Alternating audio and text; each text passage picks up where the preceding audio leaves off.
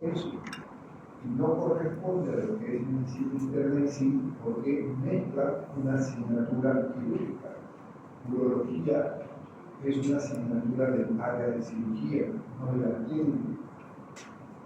De ahí que tenemos que diferenciar. Lamentablemente el pensum lo hicieron así.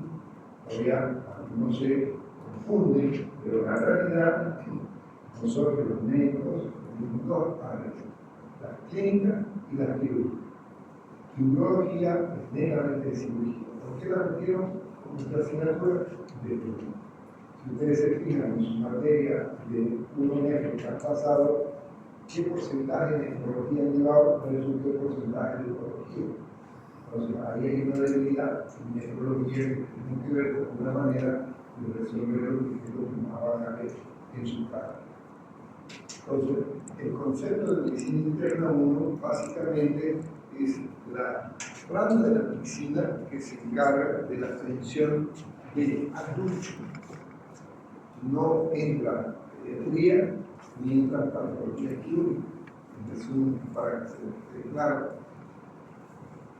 Aunque en la asignatura mezcla estas cuatro, el puro y negro, carne, pero no confundamos en la parte.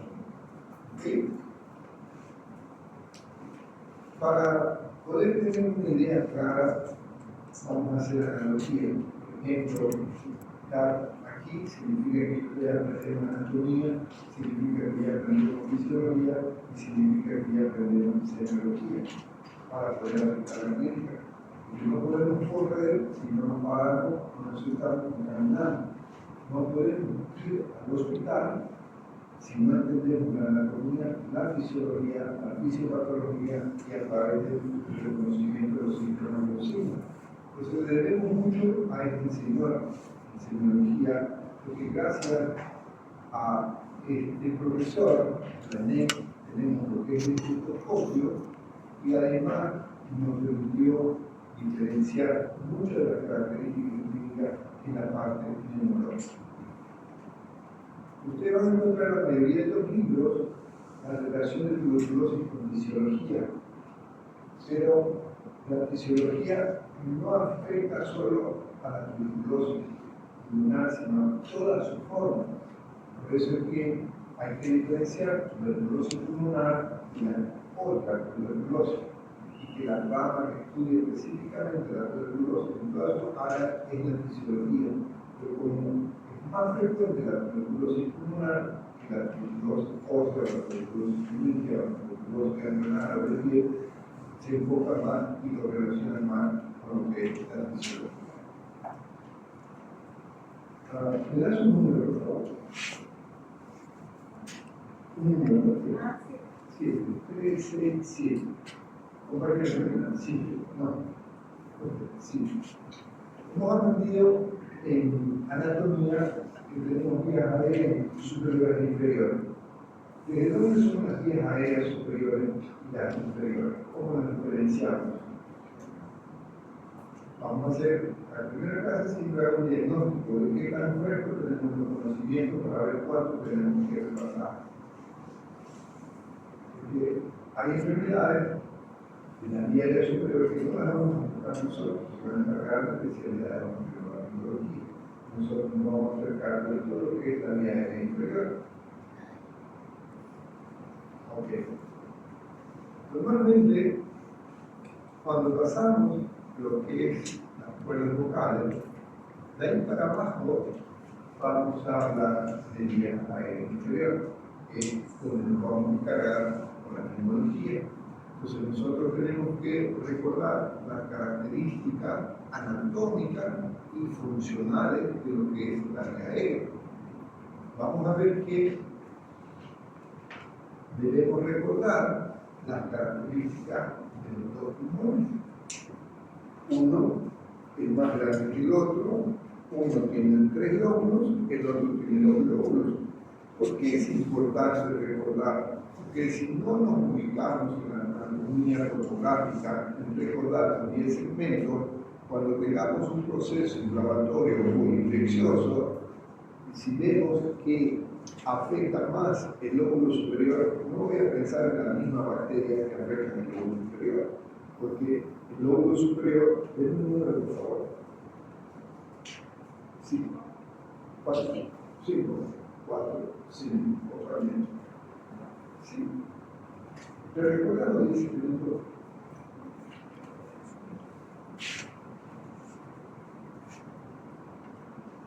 En esta zona, cada uno tiene sus 10 minutos. ¿Sí? Cada uno. Por si acaso les voy a preguntar el examen, para que lo pase. Porque es importante, no es lo mismo encontrar una bacteria aquí, que esta zona tiene mayor cantidad de aire versus la base, no va a ser lo mismo que en lugar, ya que cada característica topográfica nos favorece para orientarnos en qué tipo de ambiente biológico vamos a ver. ¿Será que la parte vertical será lo mismo que la base lateral en los segmentos? No.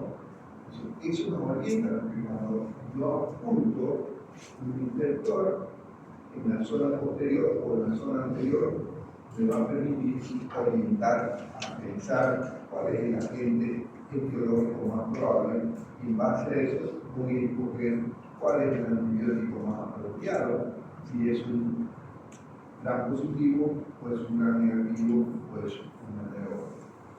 Entonces, nosotros tenemos que entender que además en la anatomía, en la anatomía, los linfocitos que hemos aprendido, tenemos linfocitos tipo 1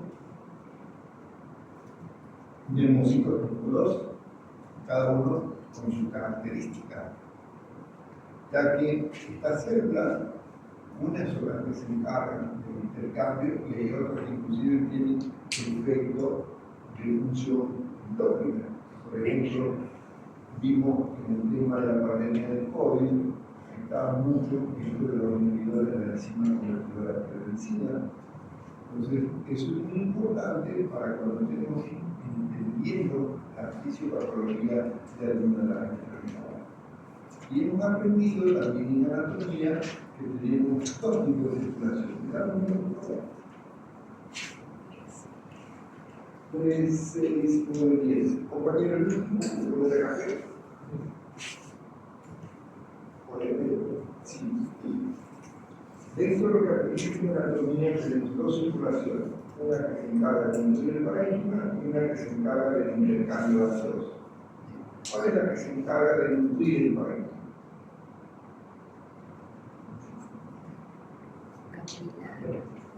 Vamos a repasar un poquito, porque es importante que nosotros sepamos que cuando viene la sangre del territorio venoso, ingresa al ventrículo derecho para que sea llevado al pulmón. Hay una parte para la circulación que es la pulmonar y otra, esa sí se encarga, y eso es importante recordarlo.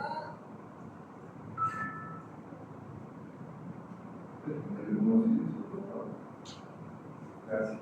Esa es la que se encarga de intercambio, de que cuando encontramos una persona con un tromboembolismo a este nivel, vamos a saber qué parte está afectando y cómo vamos a enfocar su conducta.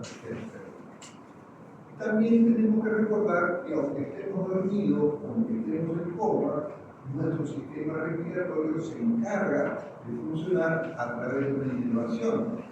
Hay que nosotros cuando vemos enfermedades que afectan al sistema nervioso o un traumatismo a nivel de la columna o una enfermedad externa al rey, en el cual va paralizando el músculo respiratorio, nosotros o el músculo puede llegar a la parte respiratoria y tiene su paciente que va a entrar en apnea.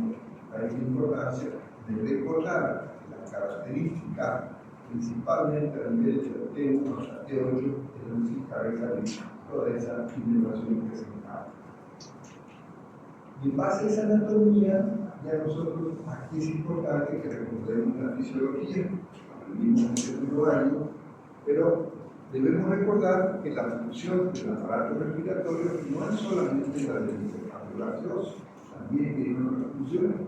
Ahí que vamos a ver que básicamente lo que siempre hemos aprendido son estos 4 elementos, lo que es la ventilación alveolar, es decir, pasaje de aire, luego lo que es la difusión a cuello de membrana, intercambio gaseoso, luego también la perfusión, que se encarga de traer esa circulación, y luego la refrigeración, ventilación, perfusión, que tiene que ser igual a 1, es decir, que la misma cantidad de volumen de aire versus la misma cantidad de volumen circulatorio.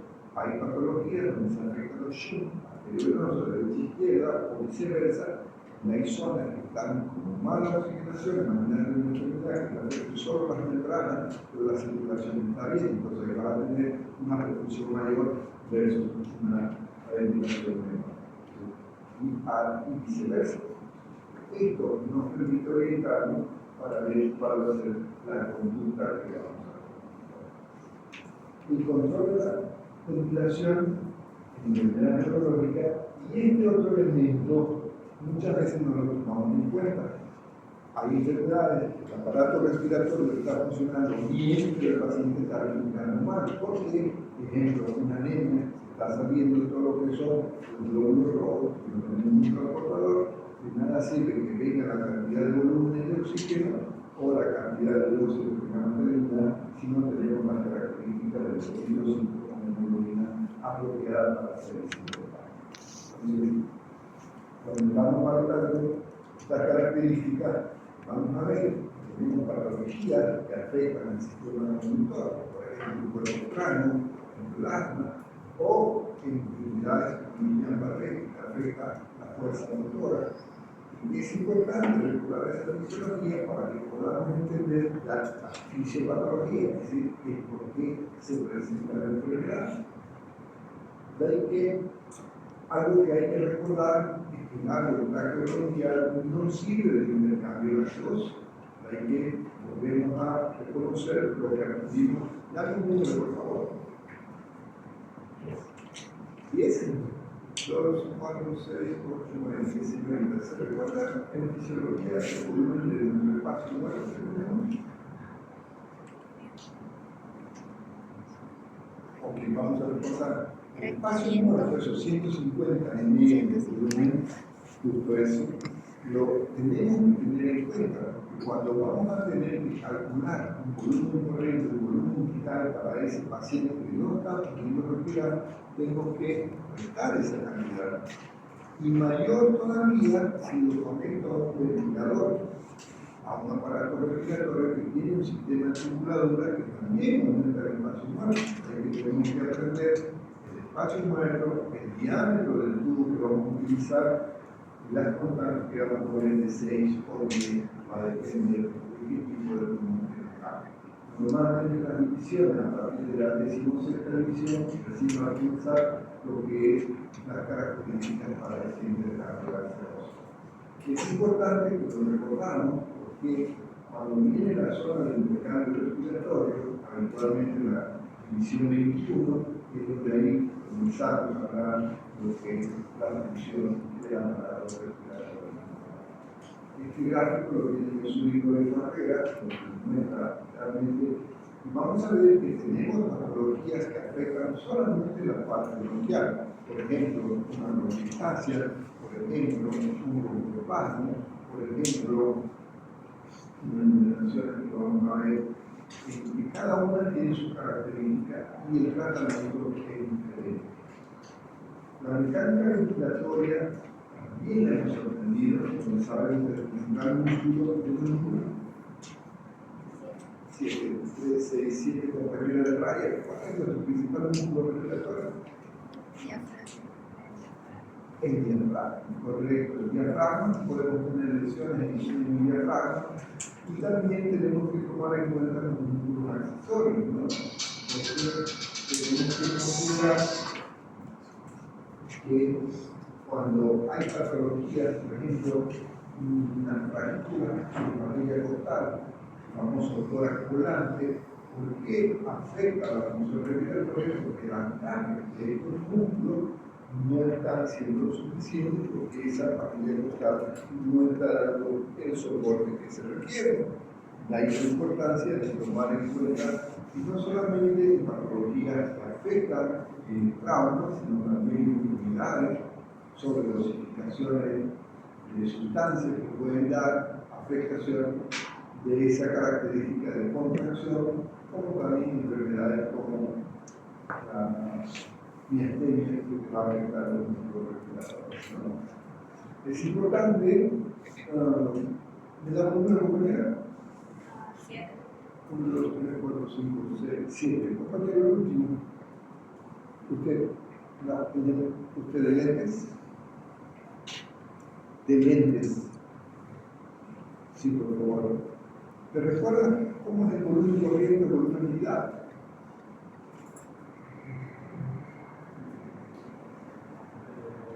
La cantidad. Ajá. 2500. El volumen minuto, pero el volumen bien. Ok, vamos a repasar el ejemplo. Quiero que lleguen a casa y les pasen un poquito de fisiología de lo que es los volúmenes.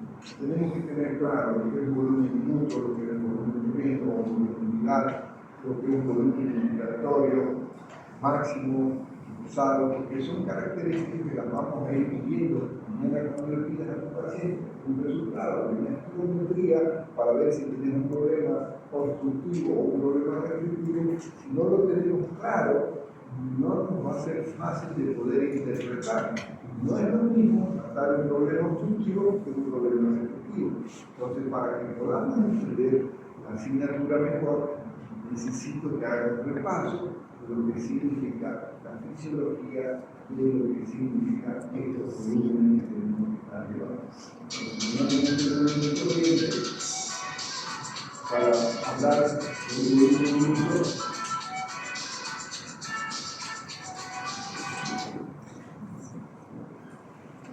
No puedo para el celular.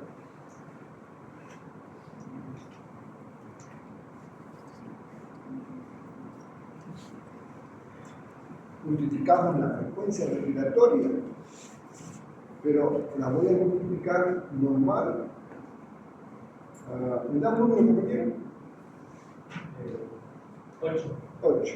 2, 4, 6, 7, 8. ¿Compartimos el plano? Sí, usted. Gracias. ¿Cuánto es la frecuencia respiratoria normal? En fisiología hemos aprendido que no es lo mismo un recién nacido, no es lo mismo un niño, un adulto. Como hablamos de medicina interna, acordémonos de los valores de un adulto.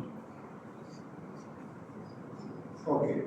8 a 12 dice los libros como normal, pero vas a encontrar que el libro te llama taquimia cuando estás encima de 20. Entonces, ¿cuándo voy a utilizar? Ahí necesito tenerlo claro, porque no es lo mismo si yo tengo una persona con insuficiencia respiratoria, le voy a calcular que respire 8, que respire 12, pero si además tengo que manejar el dióxido de carbono, la única manera de manejar el dióxido de carbono cuando está acumulado es aumentando la frecuencia respiratoria. Entonces, como constancia, quisiera que se quede claro que cuando estemos calculando el volumen corriente para un paciente, tengamos claro dos números, 6 o 10. 6 cuando tienes un pulmón enfermo, 10 cuando tienes un pulmón sano. Entonces, ¿eso qué significa? Le vas a calcular el peso de tu paciente por ese valor. Si es un pulmón enfermo, su peso por 6. Si es un pulmón sano, su peso por 10. ¿Sí? Entonces, estos valores los necesitamos recordar, pero que no hay 2 más 2 en medicina, porque va a variar. Es el mismo paciente que le está haciendo cálculo, también tiene que ver la variable de cómo está su dióxido de carbono. Dame un número, compañera. 7. 2, 4, 6, 7. Compañera Rosada, ¿cuánto es el valor de la presión de dióxido de carbono en sangre?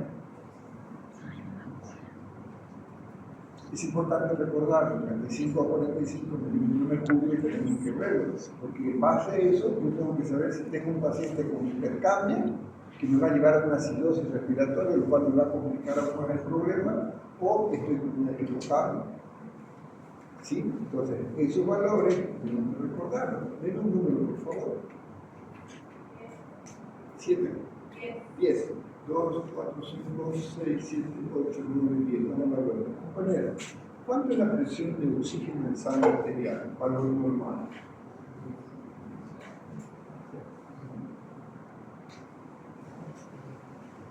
vamos a recordar que tenemos que tener un valor por encima de 90 antes de pensar que estamos con insuficiencia respiratoria, porque además de poder darle el cálculo que necesitamos de oxígeno y volumen, también tenemos que dar el cálculo en fracción. Cuando denme un número, por favor, 9, 3, 6, 7, 8, 9. ¿Está delante el compañero de lentes? ¿Señorita? Sí, usted. Por favor, ayúdeme. ¿Cuánto es el valor del oxígeno que estamos respirando ahora? En volúmenes.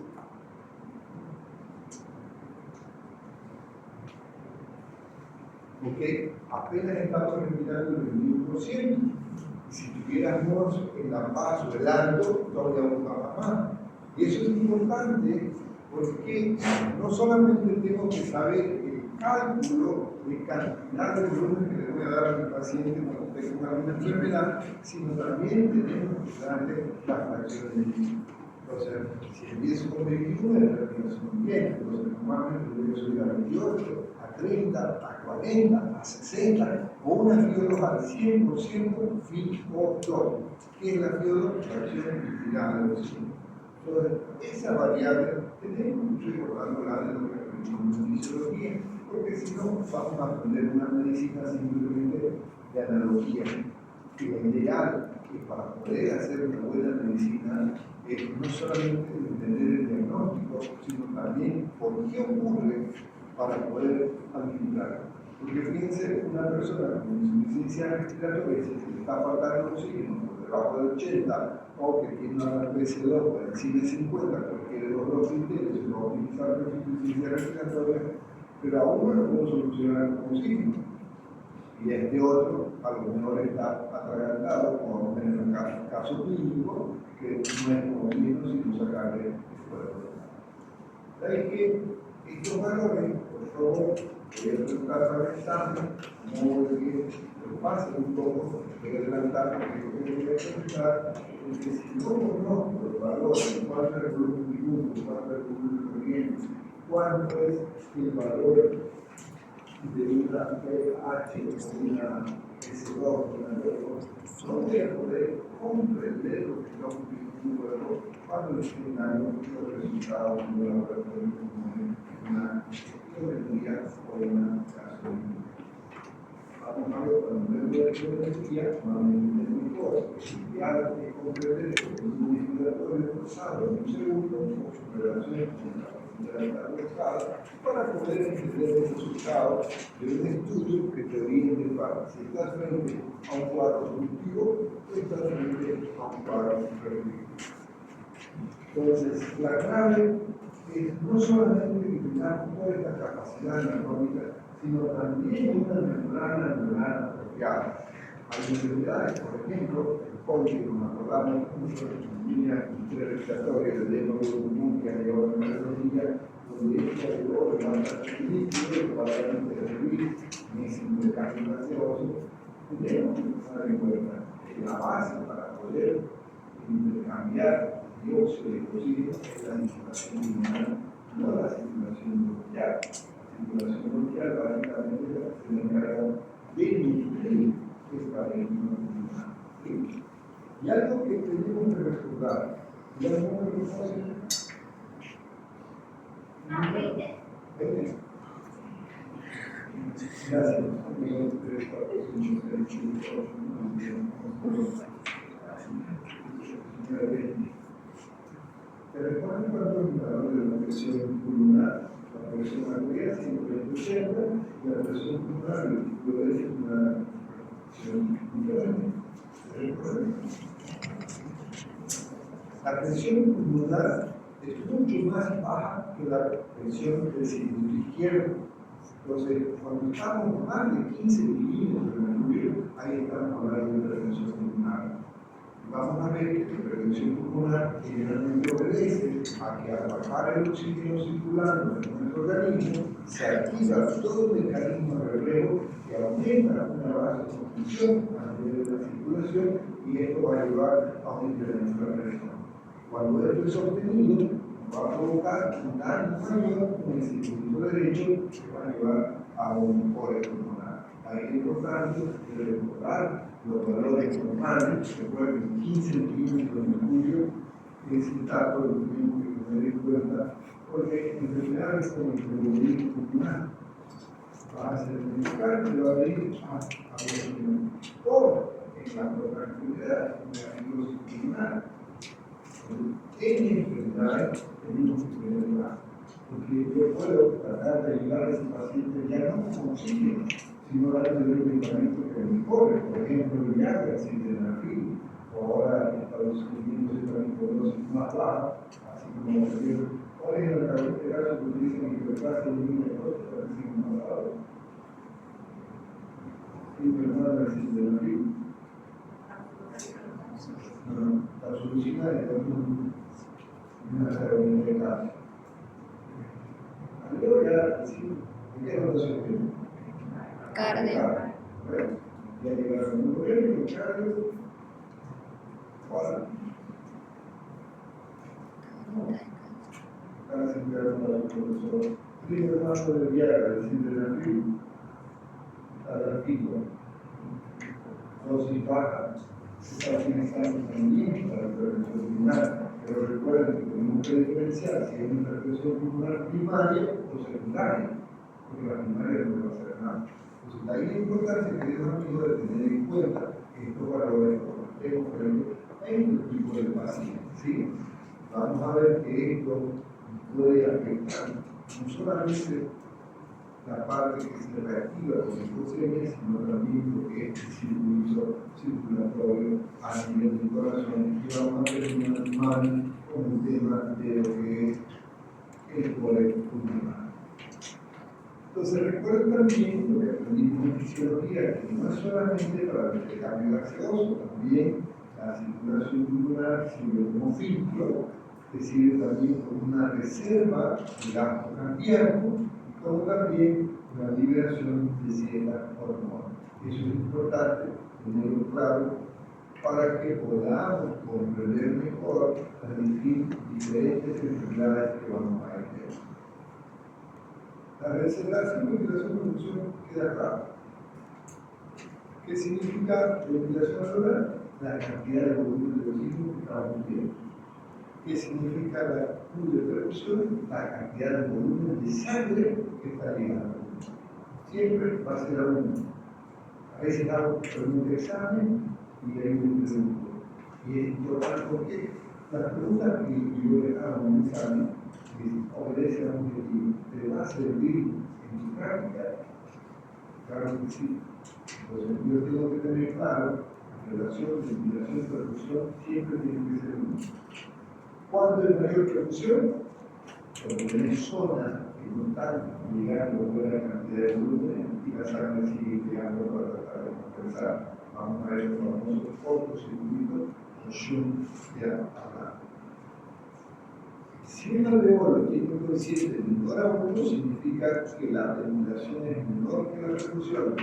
Esto en la práctica lo vamos a comprender mejor cuando estemos explicando la fisiopatología. Y esto sí que nos ayuda. En la parte clínica vamos a tener que un excelente indicador de la presión arterial del oxígeno está básicamente por la característica de cómo está la perfusión. Vamos a ver que dentro de las características de compensación del microorganismo para la hipocemia, tenemos reflejos implícitos, por ejemplo, si me falta aire, aumento la frecuencia respiratoria, aumento la oxígeno, aumento la frecuencia cardíaca, aumento la presión arterial. ¿Cómo mi organismo está detectando eso? Porque los sensores que tenemos en nuestro organismo, químicos, por ejemplo, sensores, esto en sangre son sensores bastante especializados que le dicen a mi cuerpo, vamos a tomarlo a nuestro cerebro y nos dice que tenemos que tener. Entonces, recordamos en fisiología, en semiología, cuando hablaban de los sopladores azules, los sopladores rosados, justamente son personas que hacen una válvula en la boca para evitar que el aire salga más rápido, para mantener mayor tiempo en el famoso PIP, presión positiva en la respiración. How many people speak this in this room? Please write your hand. 1, 2, 3, 4, 5. Por favor, los que aún no entienden inglés, les recomiendo que vayan en cuarto tiempo, en internado más tiempo, en residencia más tiempo. Y la oportunidad de entender un idioma extra es bastante elevada para conseguir plazas naturalmente si quieren de progreso o de. Aquellas personas, yo les voy a molestar poniendo algunas frases en inglés, pero no como molestarlo, sino para estimularlo, porque la única manera que más ingresar hasta ahora en la actualización en el inglés. Porque ya con nuestra guía que estoy diciendo en su celular no necesito ni hablar chino, porque solo se lo muestro y me lo produce hasta me hace un resumen. Pero mañana cuando estés compitiendo con una plaza, él no va a decir que te va a dar una guía, vas a tener que hacerlo vos. Entonces recomiendo futuros colegas, aquellos que aún no entienden inglés, tienen 4 tipos, 3 tipos que les aseguro que les abren oportunidades diferentes a que si no lo tuvieran. Ya eso de que publicar o leer inglés ya no es un requisito específico, porque $20 es un aparatito que se está hablando en otro idioma. Tu celular lo está haciendo. La otra cosa es lo que tienes que defender en una beca o algo. Sugerencia. El transporte de oxígeno es importante. Para confesar, el mejor ejemplo son las personas de la altura. ¿En qué se diferencia una persona de La Paz, de Potosí, con alguien de Tarifa, de México, de Santa Cruz? El color. ¿Por qué tiene mayor color? Porque tiene mayor cantidad de microciclos. Como no hay la cantidad de volumen de oxígeno, entonces el organismo para tratar de compensar aumenta el número de glucógeno para tratar de agarrar más. Por eso ahora ves el consciente, porque cuando hay una pluviometría sostenida, va a aumentar la viscosidad de la sangre y eso también lleva a riesgo. De ahí que el transportador es importante. Un estudiante interno mide la importancia. 3 de la mañana viene un joven, un poquito más alto que yo, más gordito, lo traen de una discoteca donde le encontraron el baño que se había cortado las venas con un vaso. Viene a emergencia y todo agitado, inquieto, viene a la discoteca, lo primero que piensan es está borracho. El interno anota la presión 120-80. Como estaba con presión pulso normal, dijeron que lo puede entrar en la camilla, que le pasa el alcohol, a las 3 horas llega la mamá, con 9 litros que estaba muerto. Esa agitación que tenía el paciente no era por alcohol. Y el interno, como vio grandote, ustedes creen que le tomó la presión, ustedes creen que se podía tomar la presión que nosotros hacíamos. Lo que daba esa agitación era por falta de oxígeno. Si yo le agarro a mi compañera, le tapo la boca, me va a matar un minuto, pero a los 2 minutos me va a sacar como sea porque necesita respirar. Lo mismo ocurre. Entonces, el transportador de oxígeno es tan importante de tomarlo en cuenta. Solo que la mala suerte de ese paciente, llegar a las 3 de la mañana, tener la piel un poco oscura, los internos apagan las luces para descansar un poco, no vieron que estaba haciendo. Si hubiera sido de día, probablemente se hubiera dado cuenta y ese paciente no hubiera fallecido. Las cosas que ocurren en los casos solo no tomar en cuenta algunos elementos. Vamos a ver que cuando es perjudicial la poligloturia, vamos a ver que San Cruz no conviene tener pacientes con una patología de sobredosis con el recuerdo. Tenemos que hacerlo en la otra, ¿no? Vamos a ver que estas características no solamente tenemos alteraciones por la disfunción, sino también podemos tener alteraciones en la hemoglobina, donde no tiene esa capacidad de disociación apropiada, ¿no? Entonces pasa eso, si ya nosotros entendemos la anatomía, que es un cuerpo, cómo funciona, con la fisiología, ahora tenemos que saber cómo la interpretamos. Entonces, aquí, queridos amigos, lo que se ha detectado en otros grupos, que por eso con ustedes sea diferente, es que muchos de los vocabularios tienen debilidad de semiología. Y se entiende por el volumen de estudiantes, no tienen. A ver, veamos aquí, levanten las manos, ¿cuántos de ustedes han hecho una entrevista pecho a pecho de médico-paciente? No acompañar al grupo, sino al que le tocó ser médico. ¿Cuántos han llevado un paciente?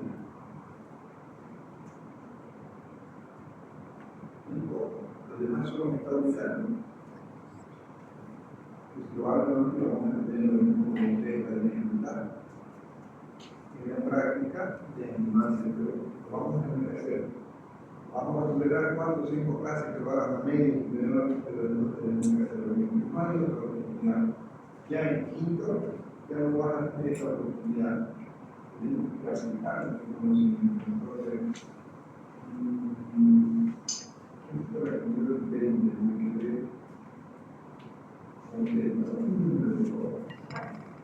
Entonces, ¿qué se hace primero en una entrevista? Usamos lo que aprendimos en el semiología que se conoce como semipenia, que es la semipenia en capacidad de desarrollar una entrevista en la consulta. ¿Qué es lo primero que hace usted frente al paciente? Imagínese que está en su consultorio frente al paciente, ¿qué es lo primero que usted hace como médico? Claro, levante la mano, ¿quién está de acuerdo con su compañía que lo primero que se va a hacer es la anamnesis en una entrevista médica? Para nadie de acuerdo conmigo, nadie de acuerdo conmigo. ¿Ven un pregunto? 3, 6, 7, 8, caballero de rojo, ahí le digo. ¿Qué haría usted en la entrevista? Lo primero que hace como médico, no como persona, porque como persona tenemos que cargar la garantía, ¿verdad? Que su humanidad tenemos toda la persona. Pero como médico, ¿qué es lo primero que hace? Primero preguntaré el motivo de consulta. Análisis. Ya, pero previo a esta certificación. Pero no, igual, para poder hacer la aplicación, tienes que preguntar cómo se llama. Los datos. También de alguna manera, hay que primero que se une análisis. ¿Me das un número, por favor? 2. 1, 2. Compañero último. Ya, con todos. ¿Qué es lo primero que hace? El doctor dice claramente, ¿tú qué haces como primero?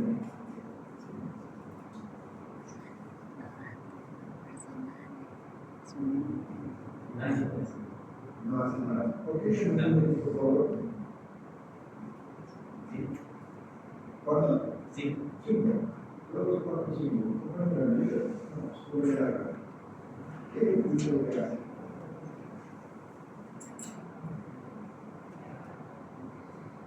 El doctor dice claramente. También claramente. Es un número, por favor. Pasa. 10, 3, 6, 7, 8, 9, 10. Sí, no lo voy a. Ustedes. ¿Qué es lo primero que hacen en la entrevista? Que como está yo tengo 100%, no es para todo el trabajo. Análisis también. Piense que no es lo primero que se hace, es un número mejor. 5. 1, 2, 3, 4, 5. Como para señorita, adelante del compañero. ¿Cuáles son las técnicas de la siguiente técnica? Infección, palpación, percusión, Infección, palpación. Ah, de acuerdo. Ok. Entonces, ¿cómo hago la análisis? Faltaría una. Con la infección no hago interrogatorio, ¿no? Con la palpación no hago interrogatorio. Con la percusión tampoco. Y con la aplicación, entonces, ¿cómo hago la análisis?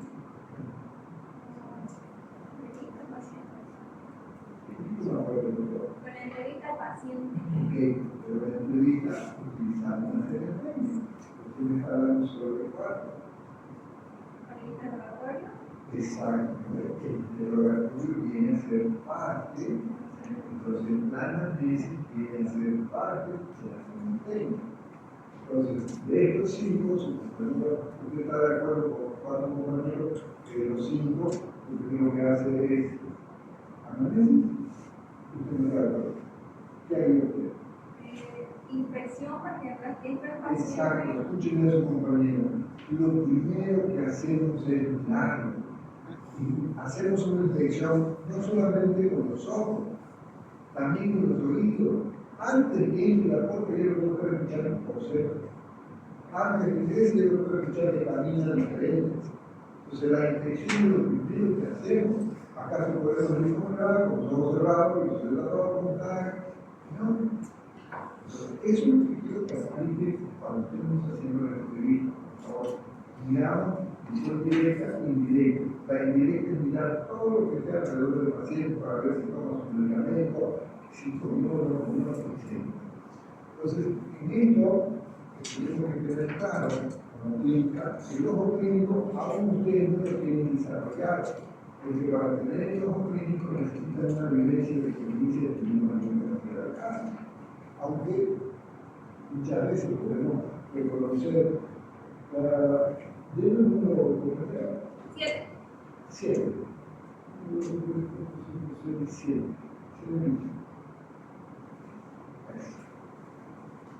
¿Cómo se llama el signo que cuando ve usted identifica la patología?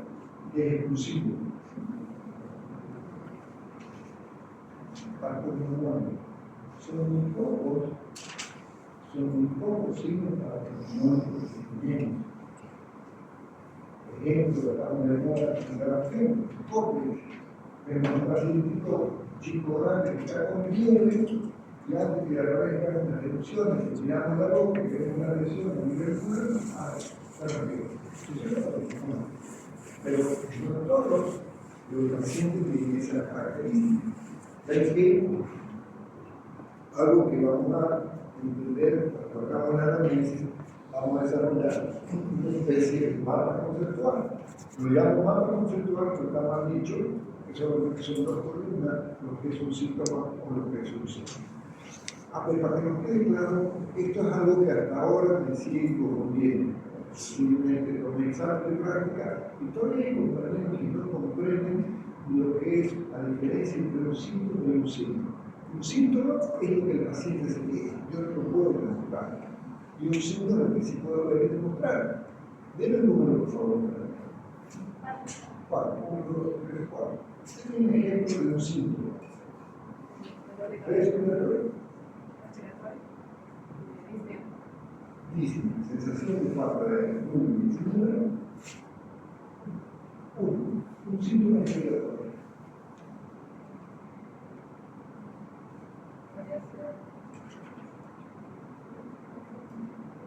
El número de causa, el dolor, sensación, eso sí o sí es un síntoma, ¿no? Dolor jurídico, por ejemplo, dolor del paciente, yo tengo duele, dolor intercortado, es un síntoma, tenemos un número.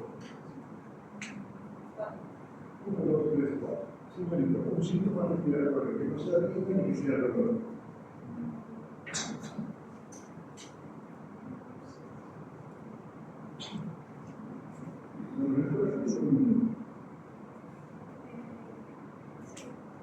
Dos, 3, 4, 5, 6. Compañero. Un síntoma respiratorio que no se atiende con dolor. Mareo, sensación subjetiva de que se mueven las cosas, excelente. Un número, por favor. 1, 2, 3, 4, 5, 6, 7. La compañera está de suerte. La que está delante de ti, compañera de lentes. Él, sí, usted. Un síntoma respiratorio, mareo, línea, dolor diferente. ¿Perdón? ¿Fatiga? ¿Correcto? Doctor, estoy fatigado. ¿Qué es fatiga? Muchas veces no lo comprendemos. Cuando un paciente fatiga es que no puede respirar, otro es que está nervioso, otro que está inquieto. La fatiga es muy específico que tenemos que tratar de entender qué es lo que dice. Deme un número, señorita. 1, 2, 3, 4, 5, 6, 7, 8, 9. Compañero. Compañero. Un síntoma respiratorio que no sea línea, que no sea dolor, que no sea fatiga, que sea mal. Cualquier síntoma que no sea respiratorio.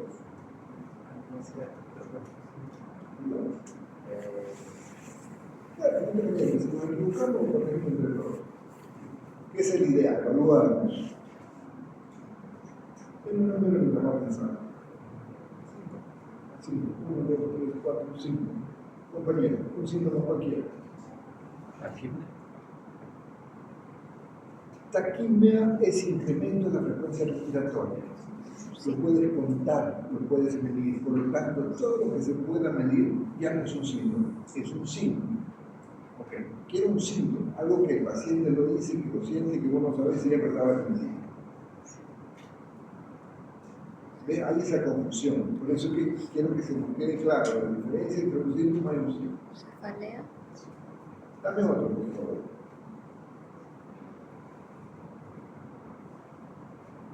Ok, dame un número que vas a pensar en uno. 4. Yo me cago, ya saben. Yo soy educado. Si ustedes están charlando, yo espero que terminen. Cuando terminen, me avisan. 2, 3, 4. Señorita, un síntoma más, por favor. Se cefalea, muy bien. Duele la cabeza.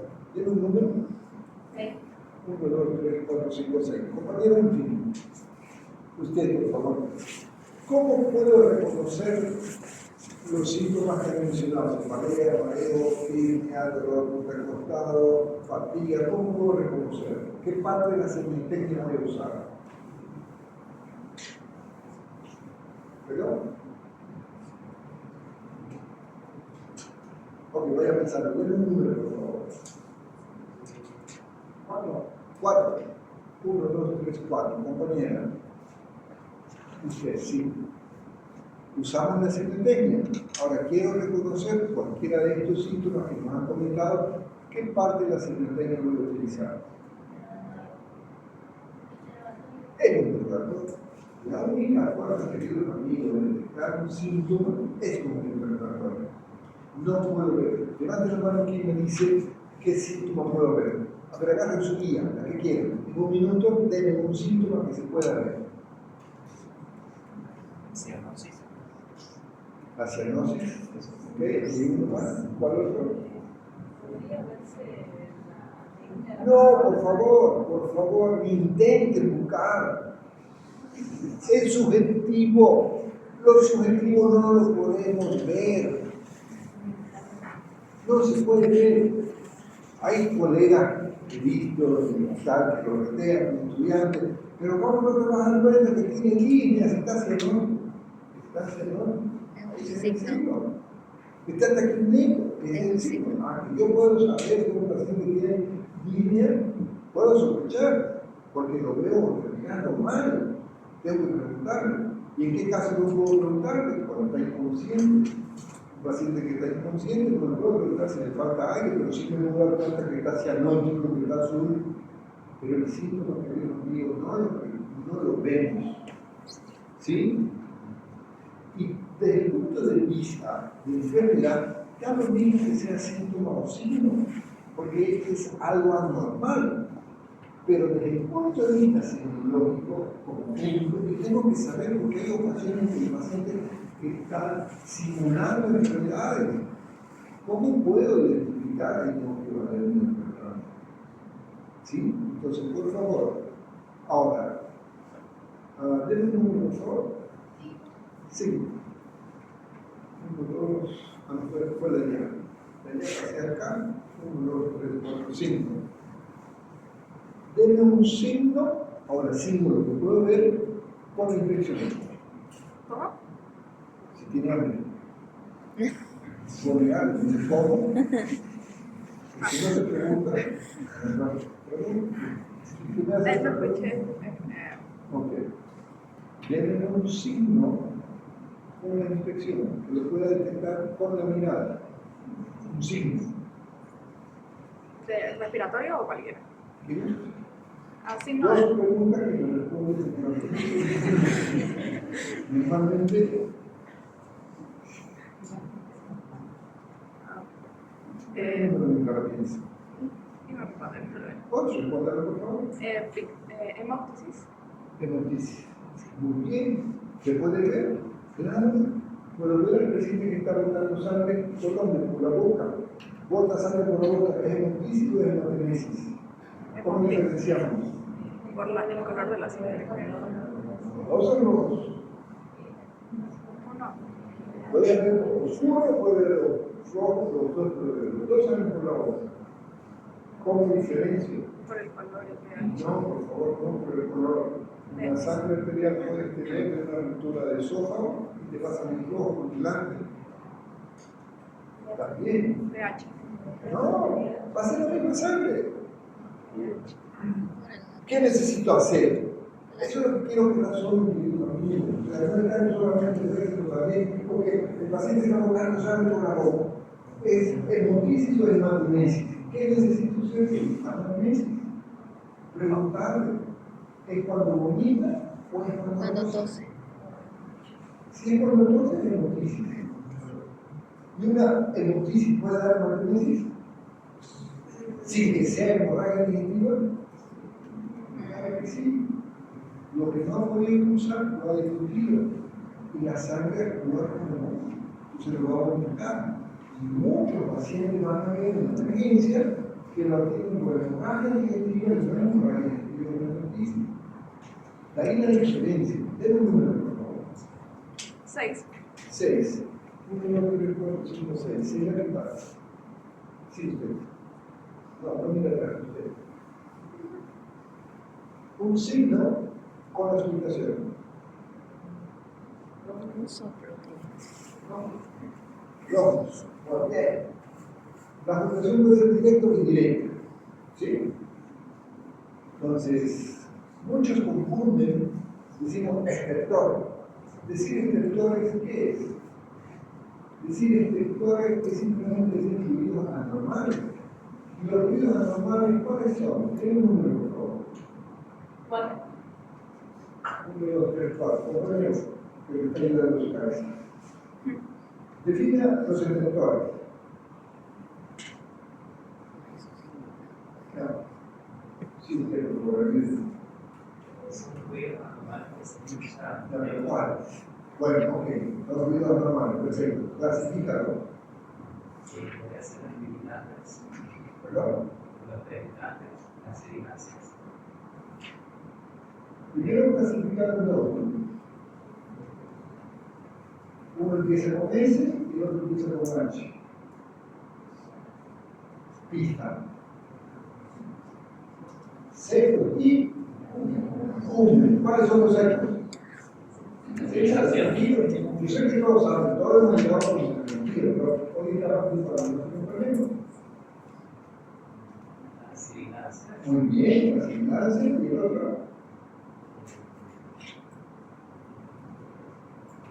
Rojos. ¿Y los números? Criticar. Pequeño, mediano, grande. Entonces, cuando dicen estertores, no me están diciendo que, simplemente me están diciendo que hay ruidos anormales. Pero no es lo mismo apuntar una sibilancia en inspiración que en expiración en algo tiempo.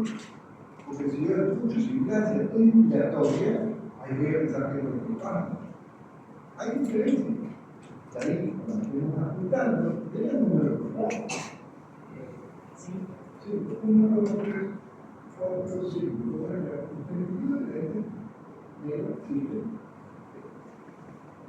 La aplicación indirecta, ¿cómo la hace?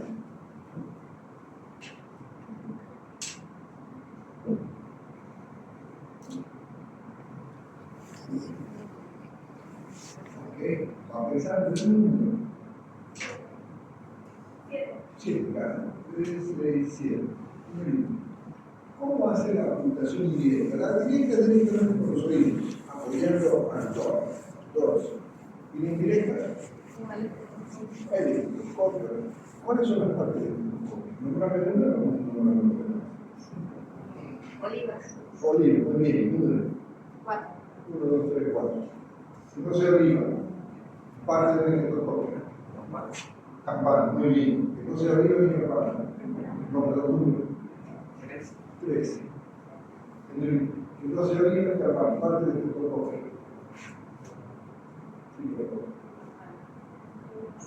Te dijeron, aparte le dijeron, vendrán, muy bien, duda.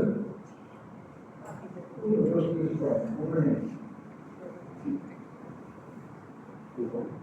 Tuvo una duda, muy bien, número. 1, 2, 3, 4, 5, 6. Vamos a poner el último. Que no sea capaz de entrar en alguna parte del protocolo. No recuerdo. Número. 1, 2, 3, 4. Eso es lo que no recuerdo. Fíjense que, amigos, algo tan simple como sabemos qué es un estetoscopio. ¿Cuál es la diferencia entre un estetoscopio y un coronarioscopio? Eso, uno dice, en psicología me lo vi. Voy a llamar a un voluntario que vea todas las partes del estetoscopio. Por favor. Como tal, membrana, Membrana, campana, campana, vástago, que le permite girar la cabeza del microscopio, tabuladora le dicen, un tubo inglés también. Después está bifurcado en dos, láser, en dos asas, a veces tiene un muelle intermedio. Después está los dos tubitos, los dos metales que se llaman ojivas. Y después, la ojiva no debe estar en ese caso. pero La ojiva es lo que entra ahí. Ojiva. sí, olivas y ojivas. Ya. ¿Qué falta? ¿Quién la ayuda? Falta uno. No, el auricular es para la ojiva.